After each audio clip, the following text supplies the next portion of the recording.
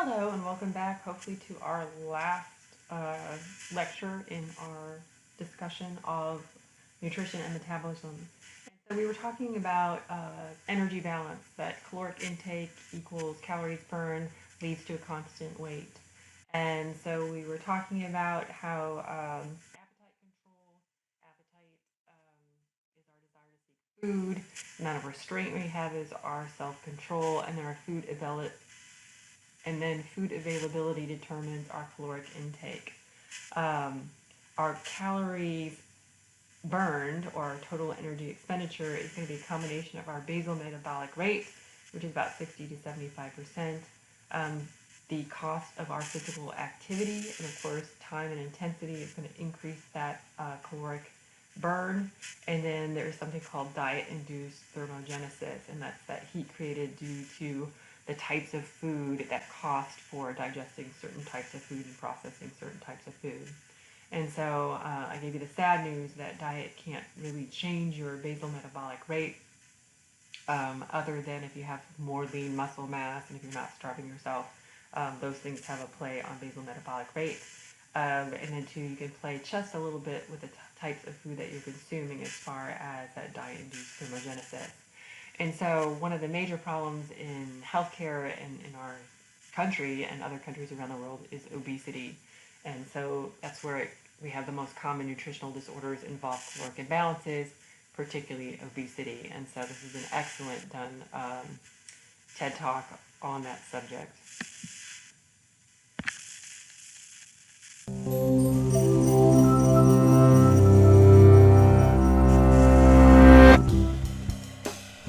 The most basic function of bodily fat is self-storage of food reserves.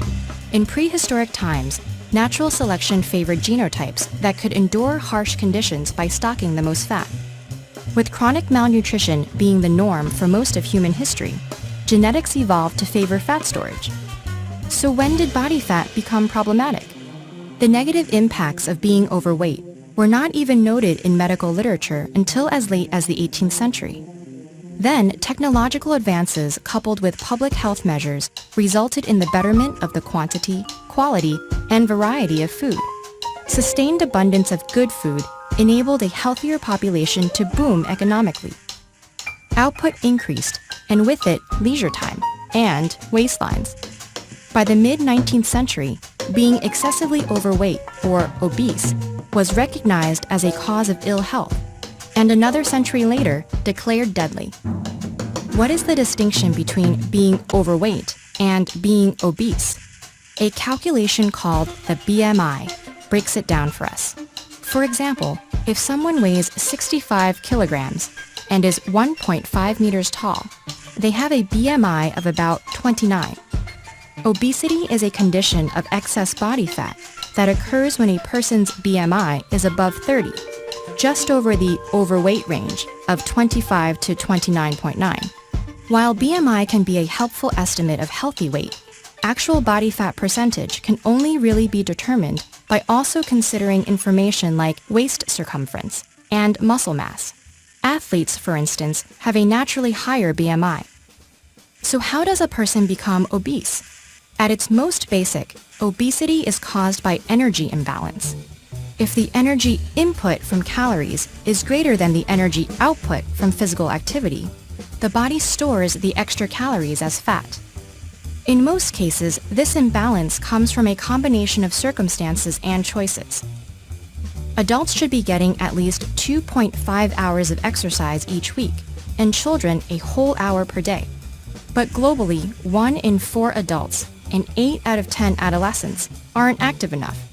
Calorie-dense processed foods and growing portion sizes, coupled with pervasive marketing, lead to passive overeating. And scarce resources and a lack of access to healthy, affordable foods creates an even greater risk in disadvantaged communities. Yet our genetic makeup also plays a part. Studies on families and on separated twins have shown a clear causal hereditary relationship to weight gain. Recent studies have also found a link between obesity and variations in the bacteria species that live in our digestive systems. No matter the cause, obesity is an escalating global epidemic. it substantially raises the probability of diseases like diabetes, heart disease, stroke, high blood pressure, and cancer. It affects virtually all ages, genders, and socioeconomic groups in both developed and developing countries. With a 60% rise in child obesity globally over just 2 decades, the problem is too significant to ignore. Once a person is obese, the climb to recovery becomes progressively steeper. Hormonal and metabolic changes reduce the body's response to overeating. After losing weight, a formerly overweight person burns less calories doing the same exercises as a person who is naturally the same weight, making it much more difficult to shed the excess fat. And as people gain weight, damage to signaling pathways makes it increasingly difficult for the brain to measure food intake and fat storage. There is, however, some evidence that well-monitored, long-term changes in behavior can lead to improvements in obesity-related health issues. And weight loss from sustained lifestyle changes or invasive treatments like bariatric surgery can improve insulin resistance and decrease inflammation. What was once an advantage for survival is now working against us. As the world's population continues to slow down and get bigger, moving and consciously eating our way towards a healthier weight is essential to our overall well-being. And with the epidemic affecting every country in the world for different socioeconomic reasons, obesity cannot be seen as an isolated issue. More global measures for prevention are essential to manage the weight of the world.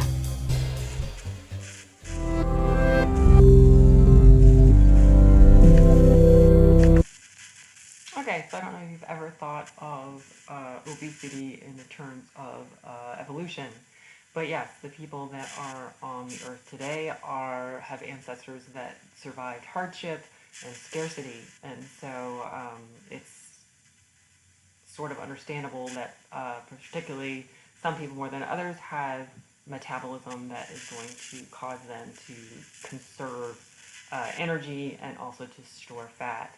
But anyway, if we were together, we'd have a great discussion about it. So body mass index, like I said, that's just sort of what's used today to assess weight, considering height. And so they have these sort of body mass index tables. And so underweight is classified as a BMI below 18. Normal weight is a BMI from 19 to 24. Overweight, 25 to 30. And over 30 is considered to be obese. So just like that TED Talk we just watched about obesity, obesity is more correctly defined as excess adipose tissue. And so for males, obesity would be excess of 25% fat, and then for females it would be excess of 32% fat. And that difference has to do with testosterone actually causes that muscle development and lipolysis, whereas estrogen causes women to store fat. So that's why you get those differences there. But you can have an athlete and someone who's not athletic having the same BMI. So it's just better if someone can measure adipose tissue or percent fat. There we go. So we are at a unique place in history in that there have never been obese children before. So 1/3 of adults in the United States are obese and 1/5 of our children, which, like I said, this has never occurred before. They know that, just like what we watched, is that being obese messes with chemical signaling in the brain and alters metabolism. And so we really don't know what's going to happen to these obese children because it's never occurred. We know that obesity increases chance of type 2 diabetes, heart disease, hypertension, stroke, certain cancers. We talked about gallbladder disease and gallstones, respiratory disease. You get apnea. And then, too, it also causes menstrual irregularities. It is a very complex problem. So, yes, there's heredity, there's environment, and then, too, obesity just affects some groups more than others. So looking at this, just in case you're wondering, Texas is not the fattest state. We are number 14. This is from 2017. 1/3 of our adults are obese. If you go over here looking at age groups, the biggest age group would be mine, so 45 to 64. If you look at it demographically, it also is not quite evenly distributed. So they have blacks and Latinos having higher rates than the white population, and if Asian were on here, they are lower than those four groups. And then men are just slightly more obese than women. And so just kind of showing you it doesn't hit all people groups the same. And two, there's that correlation because of food availability and cost of those processed foods. The fattier foods and the sugar-laden foods are the cheaper foods. So, and then to go into any fast food place, the salad's going to be $7, but yet you can buy that cheeseburger for $1. And so these are just, it's a complex issue, and that's why it's not evenly distributed. Treatment, of course, the obvious negative energy balance and behavior lifestyle modifications. Like I said, we have a very deep relationship with food, so you can't just tell somebody, hey, move more, eat less. It's definitely going to take that behavior and lifestyle modification. There are certain drugs that can help suppress appetite or even suppress fat absorption. And then we kind of already talked about the gastric bypass, but you can also have gastric banding is another one. All right, so let's talk about types of malnutrition. So basically primary and secondary. So malnutrition, so that prefix mal means bad. So poor nutrition that results from a lack of essential nutrients or the inability to use them. So when someone has primary malnutrition, that means it has to do with their diet. So their dietary intake, so either too much, too little, or they're eating the wrong stuff. So you can have undernutrition, so you have a deficiency of those essential nutrients, or you can have overnutrition where you're having that excess of nutrient intake.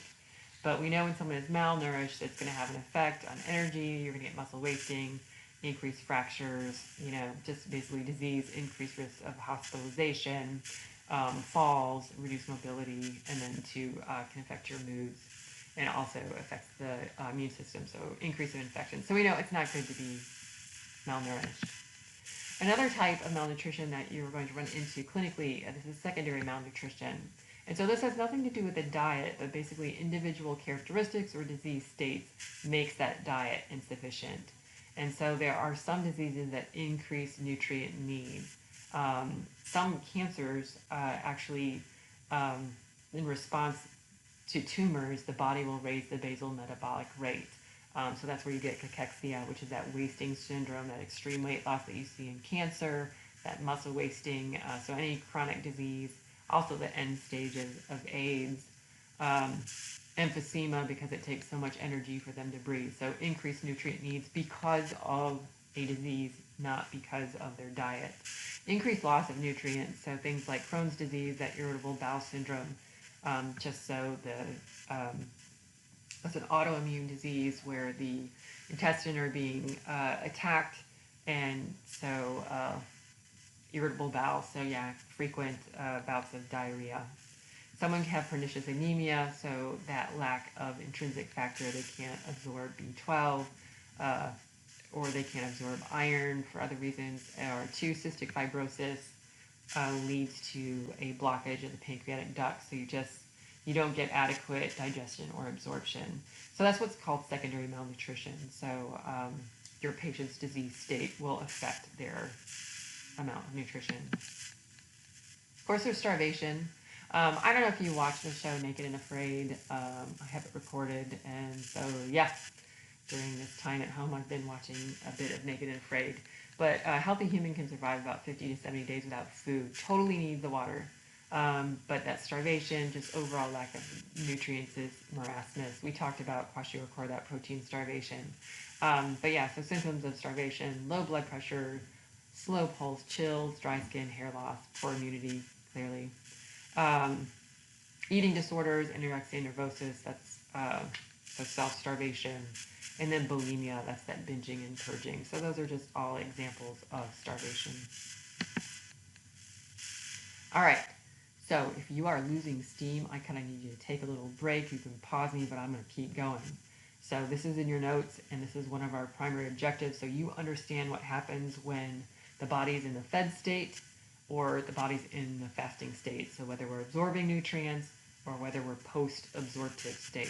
And so that's where we're headed. So this right here, I need you to understand this, and that's what I'm going to test you on. So let's go through it.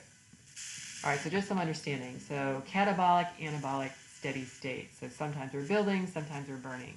And so this is like a dynamic state in which organic molecules, except DNA, are continuously being broken down and rebuilt. The body uses nutrient pools, so there's stores of amino acids, carbohydrates, and fats. And I'm going to show you a picture in a minute. Pathways are interconvertible. And so we have a lot of links between common intermediates between our metabolic pathways. The amount and direction of conversion, our big players are going to be liver, adipose tissue, and skeletal muscle. So this was a picture. So you see a lot of arrows going both ways. And so, like I said, we can break things down to make ATP, or we can have building reactions. And so we have catabolism, and we have anabolism, and a lot of those intermediates can go both ways. So there is some flexibility there. And the body's going to control this to meet body needs during different nutritional states. One thing about amino acid pool, that's the body's total supply of free amino acids, so amino acids that aren't being used in proteins. We lose protein daily in urine, our hair falls out, skin cells. Typically, we have to replace this by a diet. So that pool of amino acids, we're going to make body proteins that we lose. We can form amino acid derivatives. And then, two, we can use amino acids to make glucose, so gluconeogenesis. We don't really save them for later like we store adipose tissue or we store glycogen. All right, so carbohydrates and fat pools. Carbohydrates and fats are easily interconverted through key intermediates. The major difference between carbohydrates and fat pools and amino acid pool is that fats and carbohydrates, they're oxidized directly to produce energy. Amino acids, we're going to cleave off that amino group, so we get that formation of urea because we're going to make a keto acid, and then we can put it in a citric acid cycle and metabolize it for energy.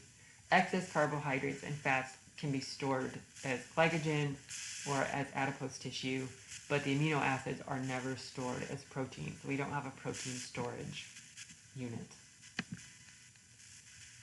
All right, I don't know why I put that in there again. Just showing you amino acids break off the amino group that's excreted in urea. All right, so fed state. So the absorptive state, what's called postprandial. And so once someone is eaten, this state lasts for 4 hours after that. So this is when we are actively absorbing our nutrients. And so that's why it's called the absorptive state. Okay, so this is a great, if you're a picture person, look down here. If you're a word person, look up there. So the big thing is that anabolism is going to exceed catabolism because we are now fed. So we are going to take our amino acids from our diet, we're going to make proteins. Excess glucose, we're going to make glycogen. Glycerol and fatty acids, we're going to make triglycerides. The major fuel that's going to be used is going to be dietary glucose. So we're going to just go ahead and catabolize glucose through cellular respiration, get our ATP and our waste products, carbon dioxide and water. The liver, what it's going to do, amino acids are going to be deaminated, used for energy, and stored as fat. So once that amino acid pool is full and cells are going to take up their amino acids, anything left over is going to be converted, either going to be burned for ATP if there wasn't enough carbohydrates, or it's going to be stored as fat. And so these are the major events of the absorptive or fed state. The hormone that's going to rule the absorptive state is insulin. And so when we have high blood glucose because we've just eaten a meal, those beta cells are going to increase insulin. Its target is going to be the tissues. It's going to facilitate diffusion of glucose into the cells, which once again, they can be used to make energy. If it's going to be an adipocyte, we're going to store that as fatty acids and glycerol, or the liver and skeletal muscles can make glycogen. Also, since we are in the fed state, so go over here, it's going to increase that active transport of amino acids into tissue cells and increase protein synthesis. And this makes sense. So think about being fed like having money. That's when you do your building projects. Also, just keep in mind, we mentioned this before when we talked about insulin. Brain, liver, and kidneys do not need insulin to take up glucose. They can do that on their own. Two, what's also going to happen in this fed state, the liver is not going to go through gluconeogenesis because we have glucose. So that's going to be inhibited. But insulin is going to rule that fed absorptive state. So let's look at homeostatic imbalances. So diabetes mellitus. So diabetes flows through. Mellitus means honey, so it's sweet. That is when there's either inadequate insulin production by the pancreas or abnormal insulin receptors. And so the signs of untreated diabetes are the 3 Ps. So polyphagia means increased appetite. That's because that glucose is unavailable to most of the body cells. So we're going to get a stimulus in appetite. Polyuria, so poly means many, so I think many urinations. So high urination, and polydipsia means high thirst. This is because now glucose is high in the blood, and so that's exceeding that transport maximum and renal plasma threshold, so it's in the urine, and so a lot of water is going to be left to osmotic diuresis. And so someone's going to be really, really hungry, they're going to be urinating a lot, and they're going to be super thirsty. Fats and proteins are going to be used for energy instead, so you get lipolysis and ketogenesis, and so you're also going to see ketones in the urine. If it's untreated, then it can lead to metabolic acidosis. Someone has untreated sudden diabetes, they can also lose weight, so protein wasting and weight loss. To be honest, type 2 diabetes comes on slowly. Type 1 can come on rather rapidly, and that usually is going to occur in someone under the age of 30. Oh, there we go. So type 1 diabetes, the difference between type 1 and type 2. So in a nutshell, if type 1 diabetes, the pancreas is incapable of making insulin because it has been destroyed by autoimmune disease. And so here's my little pictures. It shows destruction of those beta cells. So the pancreas cannot make insulin, so that person will be insulin dependent for the rest of their lives. Type 2 diabetes, the pancreas still makes insulin. See, the pancreas is still functioning. What happens is that the cells become insulin resistant, and whether that's a problem, they think it's a problem with the binding or there's a change in that receptor. But type 2 diabetes is linked to obesity, meaning 90% of people with type 2 diabetes are overweight or obese. They also know when people's blood glucose levels start creeping up. If the person loses weight, then their body becomes more insulin sensitive again. So it's sort of reversible to a point. And so type 2 diabetes, their pancreas works, they are insulin resistant. Type 1 diabetes, pancreas doesn't work, nothing wrong with the insulin receptors, but their pancreas, those beta cells have been destroyed by autoimmune response. The third one is gestational diabetes. This one only occurs when a woman is pregnant. And so the pancreas still makes insulin once again, but it's going to be those pregnancy hormones that are making that woman insulin resistant. So it's going to increasing blood glucose levels. What it leads to is an increased birth weight for the baby. Like I said, it does go away once a baby is delivered. A woman that has gestational diabetes, it does increase the risk of developing type 2 diabetes, but due to those hormonal changes.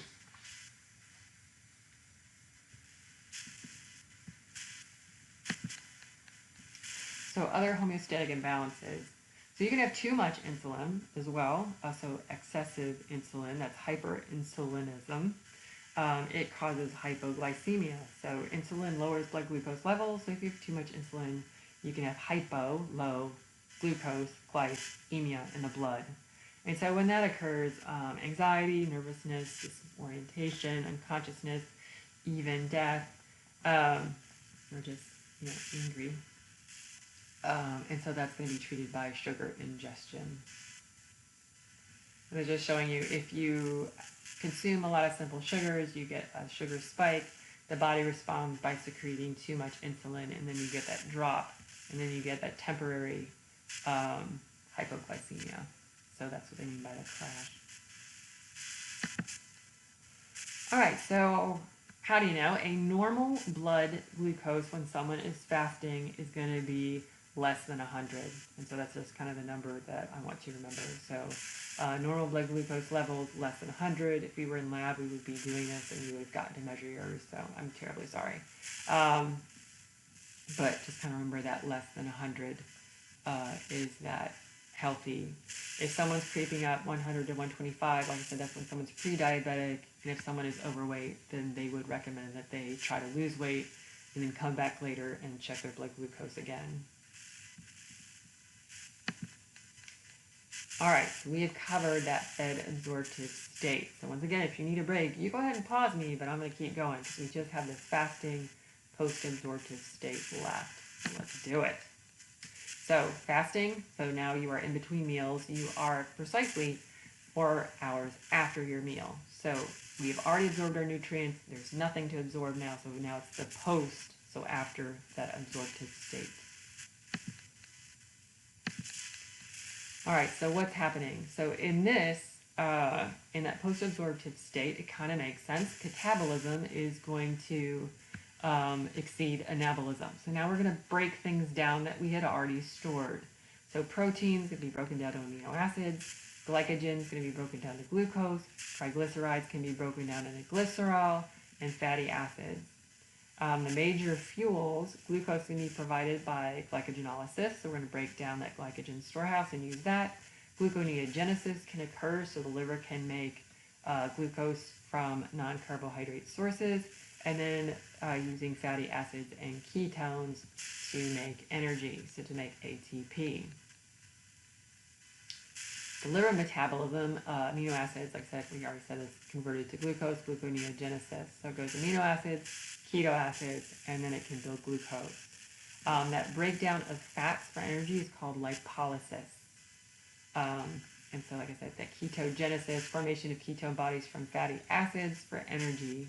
Fatty acids cannot be used in gluconeogenesis, but they can be used to make ketones, which then enter the citric acid cycle. And so that's why this says fatty acids can then be burned, and you don't see fatty acids being converted to glucose. That's just all that was. So you get glycogenolysis, gluconeogenesis, lipolysis, and ketogenesis are all things that are going to occur in that post-absorptive state, because the goal is to maintain blood glucose levels between meals.